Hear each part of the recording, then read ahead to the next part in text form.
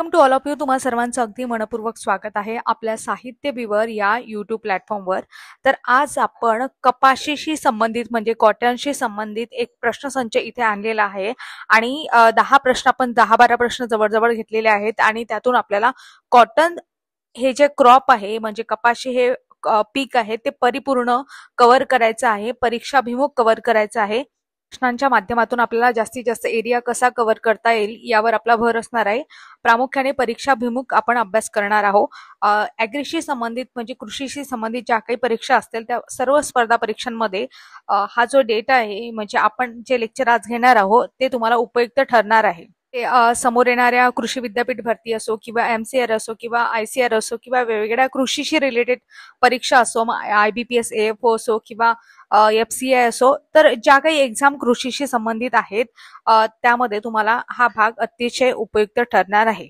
याची जी PDF आहे ती तुम्हाला टेलिग्राम चॅनलवर आपल्या मिळून जाईल. टेलिग्राम चॅनल आपला तुम्ही जॉईन करा. टेलिग्राम चॅनल आहे आपलं स्पर्धा विश्व ऑफिशियल नावाने. त्याची लिंक आहे ती तुम्हाला कमेंट बॉक्समध्ये दिली जाईल. तुम्हाला बाकीच्या सुद्धा PDF मिळून जातील.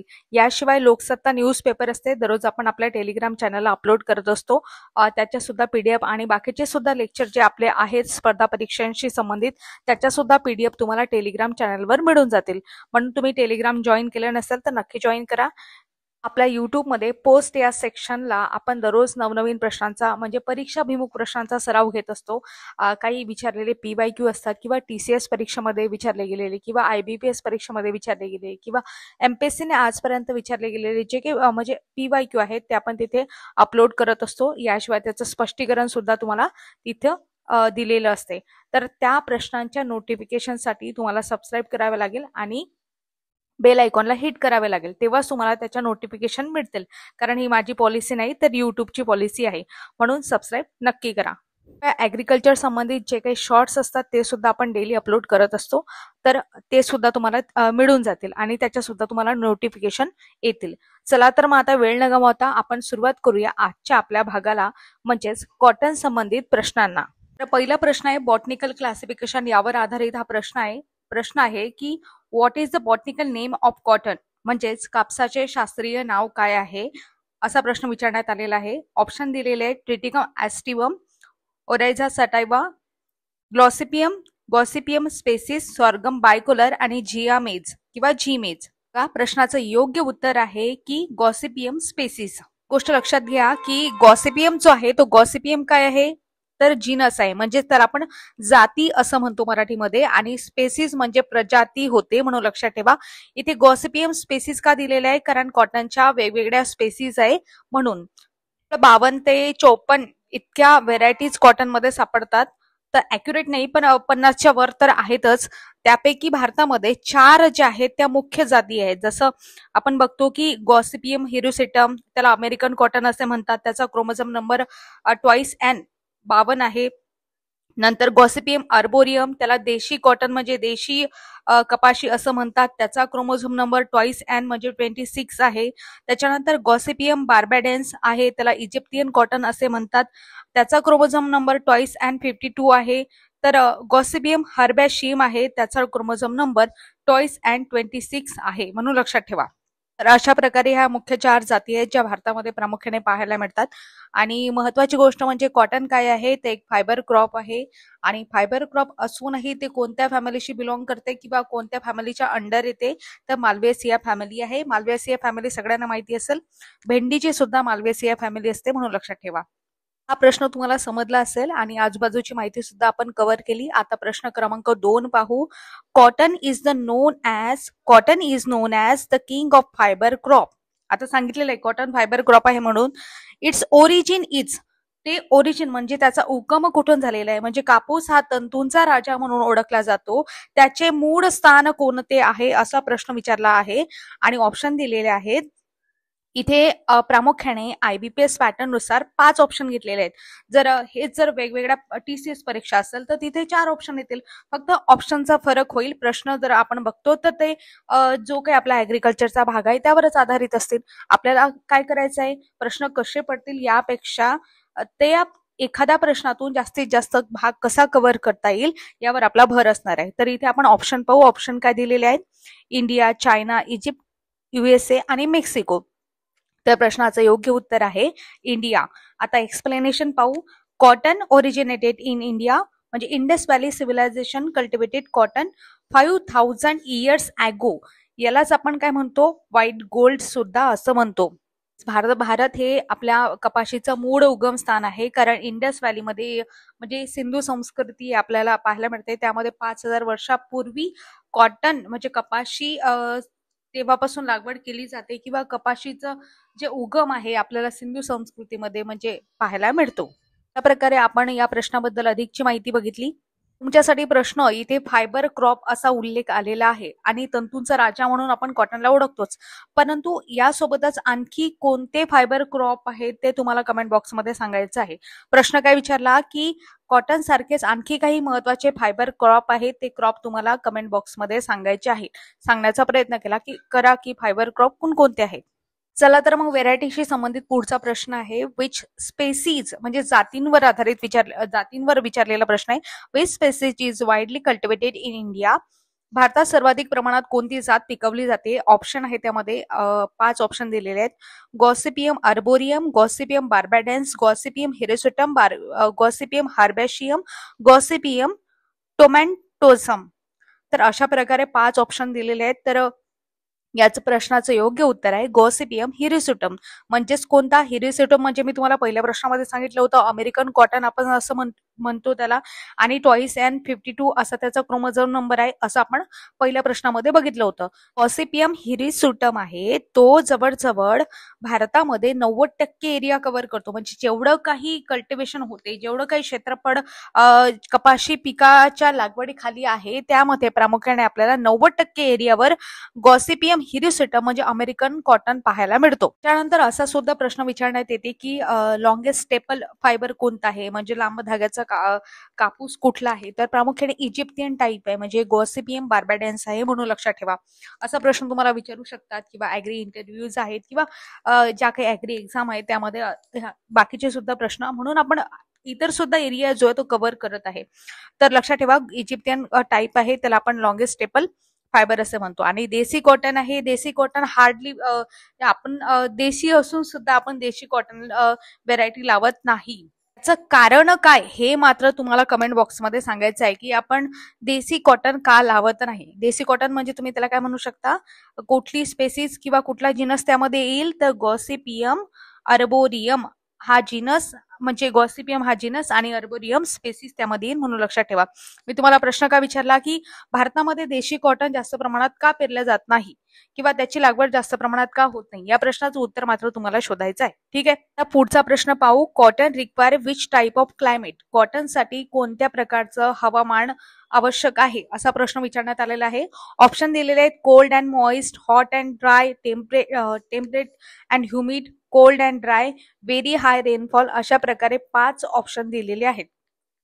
तर प्रश्नाचं योग्य उत्तर आहे हॉट अँड ड्राय. काय तर मी तुम्हाला सांगितलं की कॉटनचं आहे ते काय आहे, एक ट्रॉपिकल क्रॉप आहे आणि त्याला टेम्परेचर गरजेचं असते 21 ते 30 डिग्री सेल्सिअस. रेनफॉल गरजेचा असतो जवळजवळ 50 ते 100 सेंटीमीटर. धुकं विरहित किंवा फ्रॉस्ट विरहित तो पिरियड जो आहे तो 150 ते 100 दिवसांचा गरजेचा असतो. अशा प्रकारे, कारण कॉटन आहे तर कपाशी आहे, जे बोंड फुटण्यासाठी टेम्परेचरची आवश्यकता असते. पाणी आणि ओलावा असेल तर ते बोंड जे आहे ते खराब होतात, त्याच्यामध्ये कीड आणि जे काही आहे ते जास्त लागण होते आणि ते बोंड सडतात किंवा गळून खाली पडतात. टेम्परेचर गरजेचं असते. पुढचा प्रश्न आहे which soil is a most suitable for cotton. कापसासाठी सर्वात योग्य माती कोणती आहे. तर असा प्रश्न विचारण्यात आलेला आहे. ऑप्शन पाहू.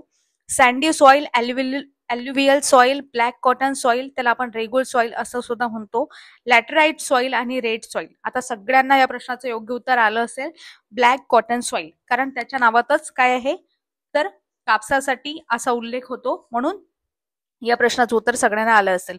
तर ब्लॅक कॉटन सॉइल आहे, त्याला रेग्युलर सॉइल असं म्हणतो आपण त्याला. आणखी याचं एक्सप्लेनेशन पाहू. डेक्कन प्लॅट्यू आहे, म्हणजे दख्खन आपण बघतो आपला दख्खनचं पठार आहे, त्यामध्ये प्रामुख्याने कॉटनसाठी प्रसिद्ध आहे. महाराष्ट्र जो आहे तो प्रामुख्याने कॉटनसाठी प्रसिद्ध आहे, परंतु सगळ्यात जास्त उत्पादन कुठे होते, गुजरातमध्ये होते, म्हणून लक्षात ठेवा. ते रेगूर माती म्हणजे ब्लॅक कॉटन सॉइलचा उल्लेख आलेला आहे. हे आता आपण बघतो रेगूर म्हणजे काय होते की भ्रंशमूलक जो काही ज्वालामुखीचा उद्रेक झाला होता म्हणजे भेगीय ज्वालामुखी असं आपण म्हणू शकतो आणि त्याच्यानुसार आपलं महाराष्ट्र पठार तयार झालेलं आहे. जवळजवळ 27 ते 28 29 वेळा जवळजवळ तो ज्वालामुखीचा उद्रेक झाला आणि त्याच्यानंतर हे पठार तयार होऊन त्यावर टिटॅनिफरस मॅग्नेटाइटचं जे काही कंटेन आहे ते त्यामध्ये आपल्याला जास्त प्रमाणात पाहायला मिळते आणि त्याच्यामुळेच जे आहे ते कॉटनसाठी कसं असते तर एकदम बेनिफिशियल असते आणि त्याच्यामुळेच कॉटन आहे तो जास्त प्रमाणात कॉटनचे जास्त प्रमाणात उत्पादन आपल्याला पाहायला मिळते. ही कापसाची मृदा आहे त्यालाच आपण काय म्हणतो काळी चिकन माती सुद्धा असं म्हणतो. त्याच्यामध्ये आपण बघतो की पाणी धरून ठेवण्याची जी काही क्षमता आहे ती सुद्धा कशी असते चांगली असते. हे सुद्धा एक बेनिफिट्स आहे त्या मातीचं म्हणून लक्षात ठेवा. पण एमपीएससी एक्झाम मध्ये सुद्धा हा प्रश्न विचारून झालेला आहे वन लाईनर स्वरूपात आणि बाकीच्या सुद्धा एक्झाम आहे त्यामध्ये प्रामुख्याने हा प्रश्न विचारला जातो म्हणून लक्षात ठेवा. तर आता पुढचा प्रश्न आहे सोईंग आणि सीझन यावर आधारित प्रश्न आहे. Best time for a sowing cotton in Maharashtra. महाराष्ट्रामध्ये कापसाची पेरणी करण्याचा योग्य काळ कोणता आहे? ऑप्शन दिलेले आहे जून, जुलै, ऑगस्ट, सप्टेंबर, ऑक्टोबर, नोव्हेंबर, डिसेंबर, जानेवारी आणि फेब्रुवारी, मार्च. तर साधारण गोष्ट आहे जून जुलै महिन्यामध्ये आपण सुरुवात करतो म्हणजे पेरणीला किंवा लागवड करण्याला सुरुवात करतो कारण मान्सून सुद्धा तिथूनच सुरुवात होतो. आणि जे अर्ली सोईंग आहे म्हणजे जे आहे ते लवकर पेरणी जे आहे ते मान्सून सुरू झाल्यावरच आपण पटकन सुरू करतो आणि त्याच्यानंतर मग पेरणीचे हंगाम सुरू होतात आणि ते कसं असते चांगलं असते कशासाठी तर चांगली प्रकारे ग्रोथ होण्यासाठी आणि बोलवर्मचा अटॅक आहे बोलवर्म म्हणजे बोंडअळ्या आहे त्याचा अटॅक कमी येण्यासाठी अर्ली सोईंग आहे तर बेनिफिशियल असते म्हणून लक्षात ठेवा. कारण जसं जसं पीक लांबते किंवा लांबवणीवर जाते त्यामुळे जे काही बोलवर्म आहे त्याचा अटॅक जो आहे तो शेवटी शेवटी वाढत जातो म्हणून लक्षात ठेवा. प्रश्न आपण घेत आहोत शेवटी मी तुम्हाला आणखी याबद्दल डिटेल इन्फॉर्मेशन सांगणार आहे पूर्ण प्रश्न कव्हर झाल्यानंतर. तर बघा आता इरिगेशन यावर आधारित पुढचा प्रश्न आहे. Which stage is a most critical for irrigation in cotton. कापसात सिंचनासाठी सर्वात महत्वाचा टप्पा कोणता आहे असा प्रश्न आहे. तर यामध्ये ऑप्शन दिलेले आहे जर्मिनेशन, व्हेजिटेटिव्ह आणि व्हेजिटेटिव्ह ग्रोथ म्हणू शकता, जर्मिनेशन म्हणजे अंकुरण म्हणू शकता, फ्लावरिंग अँड बॉल डेव्हलपमेंट म्हणजेच काय फुलं येण्याचा काळ आहे किंवा त्याला बोंड धरण्याचा काळ आहे, हार्वेस्टिंग म्हणजेच तुम्ही त्याला म्हणू शकता कापूस वेचणीचा काळ असं म्हणू शकता आणि शेवटचं ऑप्शन आहे यामध्ये स्टोरेज. कारण गोष्ट आहे तुम्ही हार्वेस्टिंग आणि स्टोरेज तर एलिमिनेट केलं असेल मग आता राहिलं काय जर्मिनेशन किंवा व्हेजिटेटिव्ह ग्रोथच्या वेळेस किंवा फ्लावरिंग अँड बॉल डेव्हलपमेंट. तर प्रश्नाचं योग्य उत्तर आहे फ्लावरिंग अँड बॉल डेव्हलपमेंट. जेव्हा त्या कड्या असतात किंवा बोंड धरण्यास सुरुवात होते ज्या वेळेस फुलं येण्यास सुरुवात होते त्यावेळेस त्याला पाण्याची आवश्यकता असते. बोंड आहे ते तयार होण्यासाठी पाण्याची आवश्यकता असते म्हणून इथे फ्लावरिंग अँड बॉल डेव्हलपमेंट असं याचं योग्य उत्तर होईल. तर या काळामध्ये आपल्या कपाशीला पाणी मिळालं नाही तर मोठ्या प्रमाणात नुकसान होते. या काळात पाणी देणे गरजेचं असते. ठीक आहे. आता अशाच प्रकारे पुढचा प्रश्न पाहू आपण आता. मॅन्युअर आणि फर्टिलायझर यावर आधारित प्रश्न आहे. Cotton is highly responsive to which nutrient. कोणत्या न्यूट्रिएंटला कॉटन म्हणजे कापूस कोणत्या अन्नद्रव्याला अत्यंत प्रतिसाद देते. अन्नद्रव्याच्या बाबतीत तुम्हाला सर्वांना माहिती आहे की जवळजवळ 16 इसेन्शियल म्हणजे आवश्यक असणारे पिकांना आवश्यक असणारे अन्नद्रव्य असतात आणि 17वा सुद्धा आहे निकेल ते सुद्धा अन्नद्रव्य आहे. तर अशा प्रकारे 16 जवळजवळ 17 अन्नद्रव्य पिकासाठी आवश्यक असतात. तर यापैकी CHO कार्बन, हायड्रोजन आणि ऑक्सिजन प्रत्येक पिकाला गरजेचं म्हणजे गरजेचं असते त्याच्याशिवाय पीकच तयार होत नाही म्हणून लक्षात ठेवा. त्याच्यानंतर येतात प्रायमरी न्यूट्रिएंट NPK नायट्रोजन, नंतर फॉस्फरस आणि के म्हणजे पोटॅशियम. NPK महत्वाचे असतात नत्र, स्फुरद आणि पालाश असं आपण त्याला म्हणतो. त्याच्यानंतर सेकंडरी येतात कॅल्शियम, मॅग्नेशियम वगैरे आणि त्याच्यानंतर हे झालं आता मॅक्रो. आता त्याच्यानंतर येतात मायक्रो. मायक्रो म्हणजे सूक्ष्म. आता त्यामध्ये सुद्धा भरपूर आहेत आधारित सुद्धा आपण एखादं लेक्चर घेऊ म्हणून तुम्ही चॅनलवर नवीन असाल तर चॅनलला नक्की सबस्क्राईब करा जेणेकरून लेक्चर जेव्हा अपलोड होतील तेव्हा तुम्हाला त्याच्या नोटिफिकेशन मिळतील. शिवाय टेलिग्राम चॅनलला जॉईन करून ठेवा जेणेकरून नोटिफिकेशन आणि तुम्ही अपडेटेड राहाल किंवा याशिवाय ज्या काही जे काही परीक्षाभिमुख माहिती असेल किंवा जाहिराती येतील त्याचे सुद्धा नोटिफिकेशन तुम्हाला मिळतील. बाकीचं मी तुम्हाला सांगितलं आहे PDF वगैरे त्याच्यासाठी तुम्ही टेलिग्राम जॉईन करू शकता. तर आपला प्रश्न कोणता होता, कापूस कोणत्या अन्नद्रव्याला कमी म्हणजे अत्यंत प्रतिसाद देतो. त्यामध्ये ऑप्शन दिलेले आहेत नायट्रोजन, फॉस्फरस, पोटॅश, सल्फर आणि झिंक. तर प्रश्नाचं योग्य उत्तर आहे नायट्रोजन. कॉटन नीड्स NPK म्हणजे नायट्रोजन, फॉस्फरस, पोटॅशियम. आता इथे एक डोस दिलेला आहे 80-40-40. तो बदलू शकतो, जसं आता कोरडवाहूसाठी वेगळा असू शकतो किंवा ओलिताखालील जमिनीसाठी वेगळा असू शकतो. 120-60-60 kg per hectare depending on a soil and variety. जशी व्हेरायटी असेल, जसं सॉइल असेल, तसा त्याचा न्यूट्रिएंटचा डोस आहे तो सुद्धा बदलणार आहे. पण एक गोष्ट लक्षात ठेवा की जास्त जर नत्र दिलं तर बोंड अळीचा प्रादुर्भाव जास्त वाढतो. असं का म्हटलं असेल?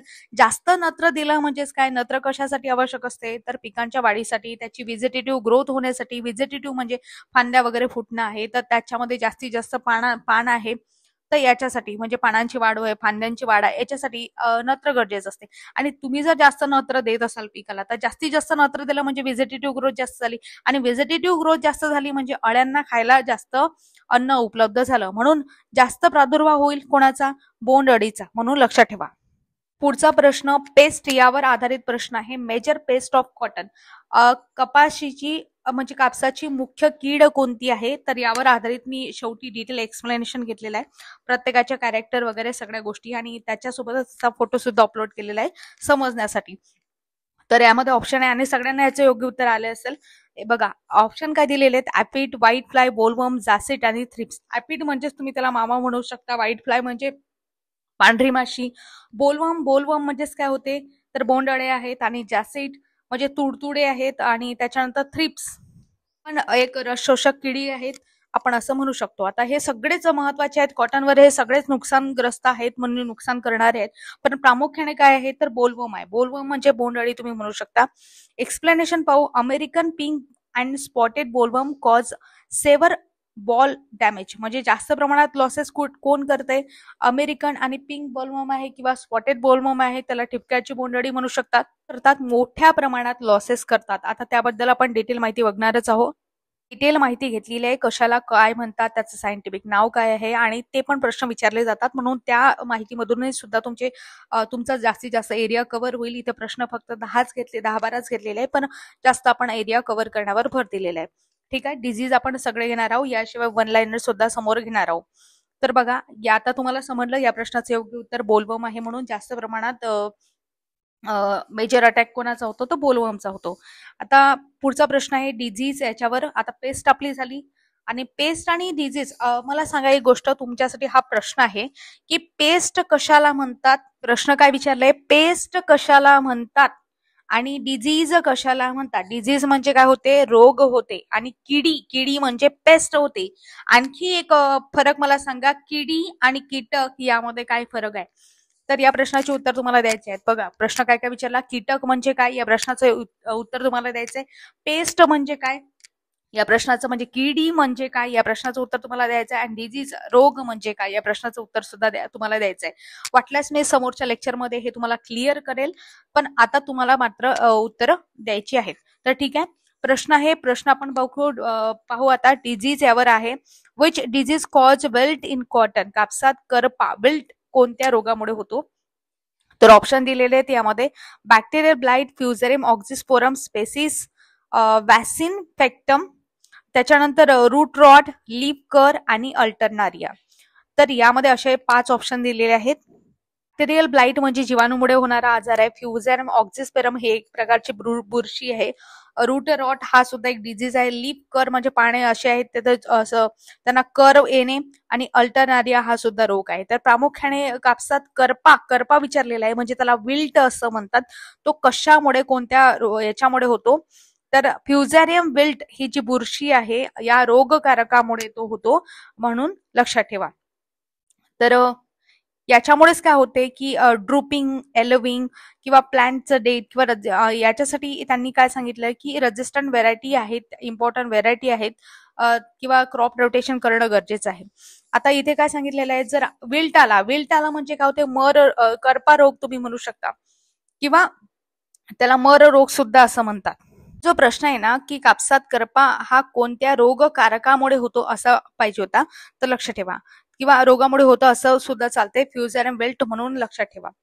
सांगितलं की फ्युझेरियम विल्ट म्हणजे फ्युझेरियम ऑक्झिस्पोरम ही एक बुरशी आहे आणि बुरशीमुळे हा रोग होतो आणि याच्यामुळेच आपलं मोठ्या प्रमाणात नुकसान होते. जे कापसाची फांदी आहे किंवा फांद्या आहेत त्या काय होतात डायरेक्ट अशा विल्ट होऊन जातात. म्हणजे विल्ट म्हणजेच काय मरून जातात असं आपण त्याला म्हणू शकतो. आणि जे पानं आहेत ते पानं काय काय होतात पिवळे होतात. बऱ्याच वेळा तुम्हाला सिम्पटम देऊन त्याचा रोग कोणता आहे असं सुद्धा विचारण्यात येते म्हणून लक्षात ठेवा. आता हार्वेस्टिंग यावर आधारित पुढचा प्रश्न आहे, कॉटन इज हार्वेस्टेड वेन? किंवा कपाशी म्हणजे कापूस कधी काढला जातो? बॉल ग्रीन असताना, बॉल फुल्ली ओपन असताना, नंतर ऍट फ्लावरिंग फ्लावरिंगच्या वेळेस म्हणतात, किंवा ऍट सीडलिंग स्टेज आणि बिफोर मॅच्युरिटी. आता साधारण गोष्ट या प्रश्नाचं सगळ्यांना माहिती असेल उत्तर. वेन बॉल ओपन नॅचरली, जेव्हा ते नैसर्गिकरित्या ओपन होतात तेव्हा त्याची हार्वेस्टिंग केली जाते. ठीक आहे. आणि कधी हार्वेस्टिंग करतात तर त्या पाकड्या पूर्ण फुलतात, म्हणजे 4 ते 5 ज्या पाकड्या असतात त्याला त्या पूर्ण फुलतात कॉटनच्या, तेव्हा कापसाची वेचणी चांगल्या पद्धतीने होते आणि चांगल्या प्रकारे कापूस वेचला जातो म्हणून लक्षात ठेवा. अशा प्रकारे हार्वेस्टिंग आपण इथे म्हणजे त्यावर आधारित प्रश्न बघितला. कॉटनशी संबंधित काही महत्वाच्या गोष्टी आहेत त्या मी तुम्हाला सांगते. जसं कापसाचं कुळ कोणतं आहे तर मालवेसी फॅमिली आहे, तुम्हाला सांगितलं होतं. आता इथे मराठीमध्ये दिलेलं आहे, तर इथे थोडं मराठीमध्ये टाईप करताना थोड्या चुका होऊ शकतात म्हणून लक्ष द्या. आता नंतर आहे त्याचा वंश. वंश काय आहे म्हणजे तुम्ही त्याला म्हणू शकता त्याची जात काय आहे तर गॉसिपियम आहे. तर लक्षात ठेवा. डिप्लॉइड कॉपस गुणसूत्र जे आहे म्हणजे क्रोमोझोम नंबर 22 and 26 आहे. टेट्राप्लॉइड आहे, ट्रिप्लॉइड नाही सॉरी, टेट्राप्लॉइड आहे गुणसूत्र, त्याचा 22 and 52 आहे म्हणून लक्षात ठेवा. आर्बेरियम जनुक आहे, म्हणजे आपण आर्बेरियम जे कापूस बघितलं ना त्याचा जो जनुक आहे तो जनुक म्हणजे त्याचा जिनस कोणता आहे, A2 आहे. हर्बेशियमचा A1 आहे. हिरेसुटमचा AD1 आहे. बार्बेडेन्सचा AD2 आहे. त्याच्यानंतर सर्वाधिक लागवड मी तुम्हाला जसं सांगितलं हिरोसिटमची आहे 90% क्षेत्रावर. आणि सर्वोत्तम तंतू कोणाचा आहे तर गॉसिपियम बार्बाडेन्सचा आहे म्हणून लक्षात ठेवा. देशी कापूस जर आपण बघितला तर कोणता आहे, गॉसिपियम आर्बेरियम आहे. आणि कापसाची ओळख काय आहे तर पांढरे सोनं म्हणून ओळख आहे. आणि कापसापासून काय मिळतो, तंतू मिळतो. आणि कुठून मिळतो तो तंतू, बीजाच्या बाह्य आवरण जे असते ना ते बीज असते त्या बीजाच्या बाह्य आवरणापासून मिळतो. आणि वनस्पतीचा स्वभाव म्हणजेच काय तर बहुवार्षिक आहे, पण वार्षिक सुद्धा घेतला जातो. जर आपण बघतो पेरिनियल आहे कापूस तसा बघितला तर वाईल्ड ज्या काही जाती असतात त्या पेरिनियल असतात म्हणजे जंगली जाती म्हणू शकता. नंतर क्रॉस पॉलिनेटेड सेल्फ क्रॉस म्हणजे काय म्हणू शकता याला, क्रॉस पॉलिनेटेड मध्ये कॉटन येतो म्हणजे स्वपरागण 5 ते 30% होते आणि त्याच्यानंतर क्रॉसिंग होते म्हणून लक्षात ठेवा. परपरागण करण असं म्हणतात त्याला. नंतर यामध्ये क्षेत्रफळामध्ये जर आपण बघितलं तर पहिलाच क्रमांक आहे भारताचा. उत्पादनामध्ये भारताचा कितवा क्रमांक आहे तर दुसरा आहे चीन नंतर. भारतातील अग्रगण्य राज्य कोणतं आहे, गुजरात आहे, हे सुद्धा महत्वाचं आहे. पहिला संकरित कापूस आपण बघतो H4 आहे गुजरात. आणि ही व्हेरायटी कोणी डेव्हलप केली होती, H4 कॉटनची व्हेरायटी आहे ती C.T. पटेल आहे, त्यांनी डेव्हलप केली होती. म्हणून father of cotton in India असं कोणाला म्हटलं जाते तर C.T. पटेल आहेत त्यांना म्हटलं जाते म्हणून लक्षात ठेवा. भारतातील पहिले जो भारतातील पहिला बीटी कापूस होता तो कधी तयार करण्यात आला होता तर 2002 मध्ये तयार करण्यात आला होता. याशिवाय कापसावरील मुख्य किडी कोणत्या आहेत, जसं अमेरिकन बोंडअळी आहे, हेलिकोर्पा आर्मिचेरा आहे, आपण त्याला म्हणतो ते मुख्य कीड आहे म्हणून लक्षात ठेवा. हेलिकोर्पा आर्मिचेरा हे नाव तुम्हाला सायंटिफिक नाव आहे, शास्त्रीय नाव आहे त्या किडीचं, ते तुम्हाला विचारू शकतात. आणि तंतू लांब प्रकाराच्या मध्ये जसं मध्यम लांब अति लांब अशा प्रकारचे तंतू आपल्याला पाहायला मिळतात. भारतामध्ये लांब तंतू कापसासाठी प्रसिद्ध. भारत हा कशासाठी प्रसिद्ध आहे असं विचारलं जाते तर लांब तंतू आहे त्याच्यासाठी प्रसिद्ध आहे. अशा प्रकारे हे डिटेल म्हणजे ऍडिशनल माहिती मी तुम्हाला सांगितली प्रश्नांव्यतिरिक्त. आता मी तुम्हाला जसं सांगितलं होतं की आपण किडी सुद्धा बघणार आहोत. आता इथे इम्पॉर्टंट जे काही पेज आहे ते इथे मी काढलेलं आहे, जसं इंग्लिश मधून सुद्धा आहे आणि मराठीमधून सुद्धा आहे, दोन्ही भाषा तुम्ही रेफर करू शकता. बघा अमेरिकन बोलवर्म आहे, हेलिकोर्पा आर्बिजेरा असं आपण त्याला म्हणतो. ही जी आहे कापसावरील प्रमुख कीड आहे म्हणून लक्षात ठेवा. कीड काय करते, कड्या, फुले किंवा बोंड यामध्ये आत शिरते आणि ते बोंडे खाऊन टाकते. त्याच्यामुळे बोंड गळतात. म्हणजे याची लक्षणे आपल्याला कुठे पाहायला मिळतात? बोंड अळी आहे तर बोंडावर दिसणार आहे, त्याच्यावर तिची विष्ठा सुद्धा असते. आणि याच्यासाठी आपण काय करू शकतो? फेरोमॅन सापळे वगैरे आहेत ते वापरू शकतो, किंवा जे काही कीटकनाशक मार्केटमध्ये अवेलेबल आहेत ते आपण वापरू शकतो. त्यानंतर तुम्ही याला इंग्लिशमध्ये नेचर ऑफ डॅमेज जर बघितलं तर, larva bore into the flower bird, flower and ball, feed on developing seed, leads to shading of squares and ball damage, असं तुम्ही म्हणू शकता. जसं मी तुम्हाला आधी मराठीमधून सांगितलं त्याच पद्धतीने याचे सिम्पटम्स आपण बघितले होते, की जसं होल ऑन बॉल्स म्हणजे त्याला छिद्र पाडणे, फ्लॉवर विथ एक्सरेटा त्याच्यावर त्याची विष्ठा सुद्धा आपल्याला पाहायला मिळते, पुअर सिडलिंग सेटिंग आणि त्याच्यामुळेच काय होते, त्याची जे सिडलिंगची सेटिंग आहे, जे बॉल फॉर्मेशन आहे ते होत नाही आणि ते बॉल आहेत ते काय होतात, गळून पडतात. म्हणून लक्षात ठेवा. याच्यासाठी काय तुम्ही बीटी कॉटन वापरा किंवा इन्सेक्टिसाइड स्प्रे करा. आता बीटी कॉटन आहे ते, आता तुमच्यासाठी एक महत्वाचा प्रश्न, की बीटी कॉटन आहे ते एवढं इफेक्टिव्ह का नाही राहिलं? कारण आता आपण बघतो बीटी कॉटन जरी पेरला तरी सुद्धा, म्हणजे त्याची सुद्धा लागवड केली तरी सुद्धा बोंडअळ्यांचा प्रादुर्भाव का दिसून येतो, या प्रश्नाचं उत्तर मात्र तुम्हाला कमेंट बॉक्समध्ये द्यायचं आहे. ठीक आहे. अशा प्रकारे तुम्हाला फक्त इथे लक्षात ठेवा, की अमेरिकन बोलवर्म आहे तिला आपण हेलिकोर्बा आर्बिजेरा असं म्हणतो, कारण प्रश्न विचारू शकतात, शास्त्रीय नावे विचारतात, म्हणून लक्षात ठेवा. पुढचा आहे पिंक बोलवर्म. तुम्ही त्याला गुलाबी बोंडअळी असं म्हणू शकता. त्याला म्हणतात पेक्टिनोफ्लोरा गॉसिपिएला, हे त्याचं शास्त्रीय नाव आहे. नेचर ऑफ डॅमेज म्हणजे नुकसान कसं करते, की larva bore into developing wall, म्हणजेच काय आहे तर जसं मी सांगितलं, बोंडा शिरून ते बी खाते आणि त्याच्यामुळे तंतू काय होतो, चिकट होतो आणि अकाली बोंड उघडणे किंवा रोजेट फुले, हा ऑब्जेक्टिव्ह इथे विचारला जातो, की रोजेट फ्लॉवर हे कोणाचं सिम्पटम आहे, तर ते पिंक बोलवर्म आहे, म्हणजे गुलाबी बोंडअळी आहे त्याचं सिम्पटम आहे, म्हणून लक्षात ठेवा. पुढचं आता इंग्लिश मधून मी नावं वाचून घेते आणि नंतर तुम्हाला पुढे मराठीत सांगते. स्पॉटेड बोलवर्म आहे, त्याला इरियस बेटेला किंवा इरियस इन्सुलाना असं सुद्धा म्हणतात. पुढे कॉटन जॅसिड आहे, त्याला लीप होपर म्हणतात. अमेरिस्का बिगुटेला त्याचं शास्त्रीय नाव आहे. व्हाईट फ्लाय आहे, त्याला बेमिसिया टॅबॅसी किंवा टॅबॅकी असं म्हणतात. प्रामुख्याने लक्षात घ्या, की व्हाईट फ्लाय जे आहे, कॉटन लीप व्हायरस आहे, तो पसरवण्यासाठी ती काय वेक्टर म्हणून काम करते. तर म्हणजे काय असते, जसं आपण बघतो की नारद मुनी याची गोष्ट त्याला सांगणे, तशा प्रकारे वेक्टर म्हणजे हे बेमिसिया टॅबॅकी जिथं जिथं जाईल तिथे तिथे तो व्हायरस सोबत घेऊन चालत असते आणि नंतर ते कॉटनवर इफेक्ट होते, बाकीच्या भेंडीवर जाते तर भेंडीवर त्याचा इफेक्ट होते. हा व्हायरस पसरवण्याचं काम कोण करत असते, वेक्टर कोण करत असते, तर व्हाईट फ्लाय करत असते, म्हणून लक्षात ठेवा. हा प्रश्न विचारतात. त्याच्यानंतर थ्रिप्स आहे, त्याला थ्रिप्स टॅबॅसी असं म्हणतात. नंतर ऍफिड आहे, ऍफिज गॉसिपी असं म्हणतात. रेड कॉटन बग आहे, डायसडेर्कस सिंगुलेटस असं म्हणतात. चला तर आता मराठीत सगळ्या गोष्टी व्यवस्थितरित्या समजून घेऊ. आपण अमेरिकेची बोंडअळी व्यवस्थितरित्या समजून घेतला, गुलाबी बोंडअळी समजून घेतला. याच्यामध्ये ऑब्जेक्टिव्ह मी तुम्हाला सांगितला, की पेक्टिनोफ्लोरा गॉसिपिएला मध्ये रोझेट फुले, रोझेट फ्लॉवर हे सिम्पटम्स म्हणजे आहे आणि हा ऑब्जेक्टिव्ह बऱ्याच वेळा विचारून झालेला आहे. ठिपकेदार बोंडअळी आहे, त्याला इरियाज बेटेला किंवा इरियाज इन्सुलाना असं म्हणतात, ज्याच्यामध्ये डेड हार्ड सिम्पटम आहे आणि कोवडे जे कोंब असतात, कड्या असतात, बोंडे पोखरण्याचं काम ही ठिपक्याची बोंडअळी करत असते. ठीक आहे. आता जशी पानं तुडतुडे, जसं अमेरिस्का बिगुटेला असं म्हणतात, तर त्याचे हे अमेरिस्का पांढरी माशी आहे किंवा थ्रिप्स आहे किंवा म्हणजे आणि पान तुडतुडे आहेत हे आणि मावा आहेत, हे काय आहेत, रस शोषक किडी आहेत, त्यामधले रस शोषून घेतात, त्याच्यामध्ये नुकसान करतात, म्हणून लक्षात ठेवा. आणि लाल कापूस कीड जे आहे ते स्टेनर बग म्हणजे तुम्ही त्याला डायसडेर्कस सिंगुलेटस असं म्हणतात. आता हे काय करते, स्टेनर बग म्हणजे तुम्ही बघितलं असेल, लाल लाल किडे हे इथे तुम्हाला दिसत असतील. तर हे जे किडे आहेत काय करतात, बोंडातील बी खातात आणि त्याच्यावर डाग सुद्धा पडतात, बिया सुरकुटतात, तंतू पिवळसर होतात आणि त्याच्यामुळे काय होते, ते कापसामध्ये सगळं लाल लाल लाल लाल आपल्याला ते कीटक पाहायला मिळतात. याच्यासाठी एक इफेक्टिव्ह आहे, की मॅलाथिऑनची फवारणी करणे योग्य राहील. तर आता अशा प्रकारे इथं बघा, प्रत्येकाचं चित्र आपण दिलेलं आहे. अमेरिकन बोंडअळी तुम्हाला दिसत असेल, नंतर ही गुलाबी बोंडअळी आणि त्याचा पतंग वगैरे त्याच्या दाखवलेला आहे. ठिपक्याची बोंडअळी इथे दाखवलेली आहे, याचे पान तुडतुडे अशा प्रकारचे असतात. पांढरी माशी इथे तुम्हाला दिसत असेल, थ्रिप्स आहे ते पण तुम्हाला दिसत असेल, हे मावा आणि हे लाल कापूस कीड म्हणजे स्टेनर बग अशा प्रकारे आपण हा टॉपिक आहे कॉटन आहे तो कव्हर केला.